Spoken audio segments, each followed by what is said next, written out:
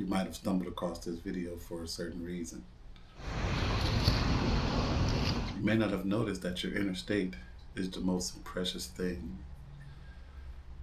It's quite interesting because we go about our lives chasing this, chasing that, for that deep peace and joy. And most people, get that everything they want and need, can wish for, and still remain unhappy. So, there, it's obviously telling you that your inner state is not dependent on your circumstances or your life situation or your surroundings. Recognizing that, you may notice you may need to go a little bit deeper as far as asking yourself, what does create a calm, peaceful inner state? It's not the external conditions, it's not the surroundings, it's not my possessions, it's not the things I have. So, what is it?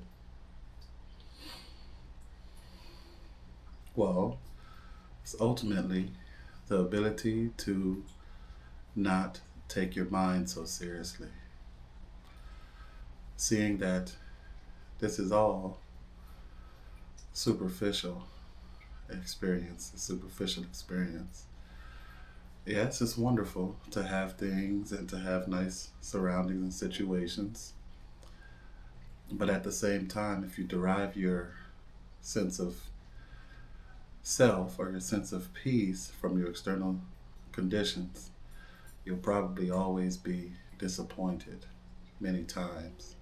Because many times your surrounding situation doesn't go the way you imagined it. Your surrounding situation, whether it's a person or a situation, sort of lets you down. So if you look at it in that sense, you'll always be having some kind of mental fluctuation between suffering and unhappiness, because when you derive your sense of self from the outcome and not notice that your inner state is your first priority,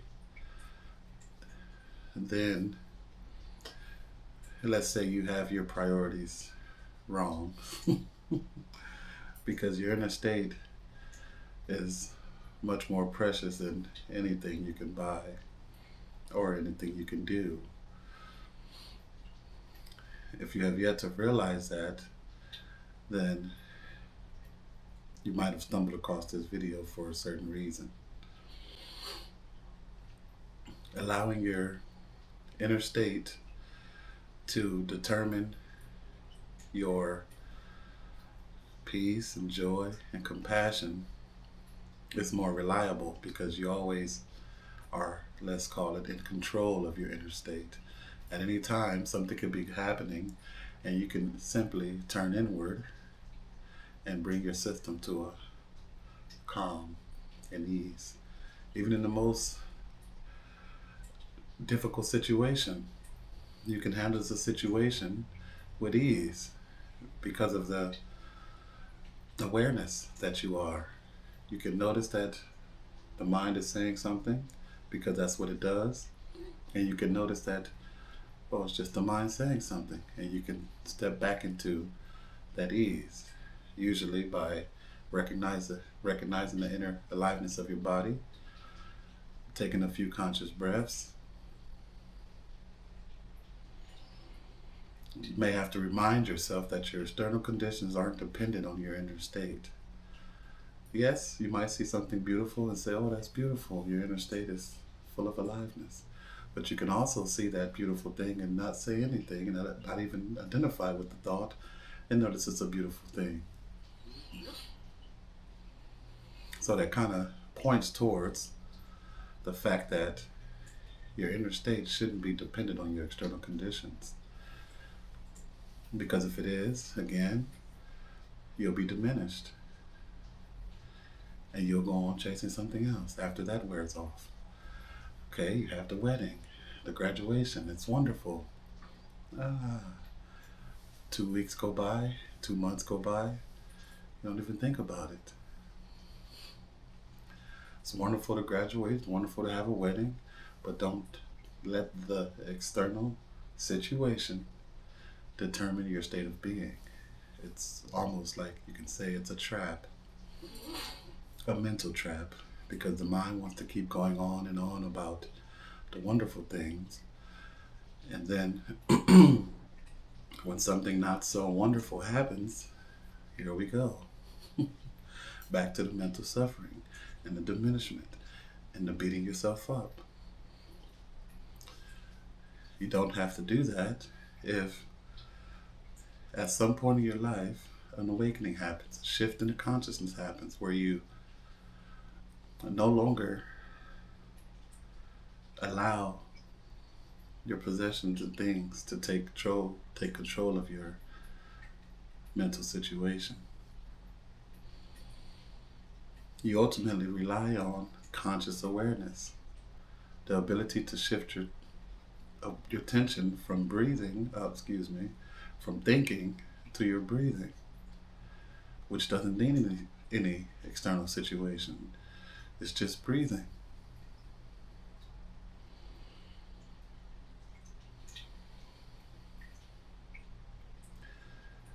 You can notice this the next time you have some kind of situation where you planned it to be all nice or you planned it just to be neutral and then something doesn't go the way it's supposed to. Look at what the mind says about it. Look at, maybe ask yourself, are my external conditions taking control of my thought process, which now makes me feel upset, angry, anxious? Try it. If you remember, during the next situation when you're in a long line at the grocery store or traffic has become jammed, look at what your mind says. Shift your attention to your thinking. See what it's saying. And that'll let you know if your external conditions are dependent on your surroundings, the life situation.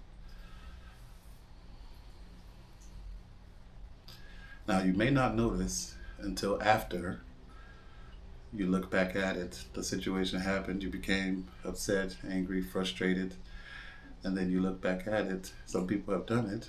They ultimately lash out at someone, and then they come back and say, I shouldn't have done that. I apologize. Um, so this had happened. I lost control, was the thing, what we say. I lost it. What have you lost? You've lost the present moment. You've lost the ability to not identify yourself with your life situation and your external conditions. So even if it's after, that's okay too, because at least there's a little bit of awareness there already that the mind came up with these negative thought processes. I, as the awareness of the thoughts, didn't notice that they were just thoughts, and I believed them, and so the thoughts connected with my emotional field, which made me feel the anxiety, the anger, the frustration. That's how it is. And unfortunately, many people haven't recognized this yet, so we still see those fluctuations during certain situations in our lives. But here, we're talking about it, so now it's being realized. In the next situation you have, you can notice it for yourself. Oh, the mind is becoming negative. Oh, it's trying to connect with an emotion to make me feel negative and make me feel frustrated and angry. And then when you notice it, you can step out and just watch the thought. And it won't be able to connect with the emotion that makes you feel that frustration, anger, and anxiety because you're watching it. The anger, frustration, anxiety doesn't like to be watched. It likes to sneak in, take over you, feed for a while. It's like a little feeds, okay? And ultimately, once it's done feeding, it'll subside. You'll be okay for a while. Then something else happens that triggers it. And here it is again, it's feeding. So if you notice it like that, you won't be completely taken over by it in any situation.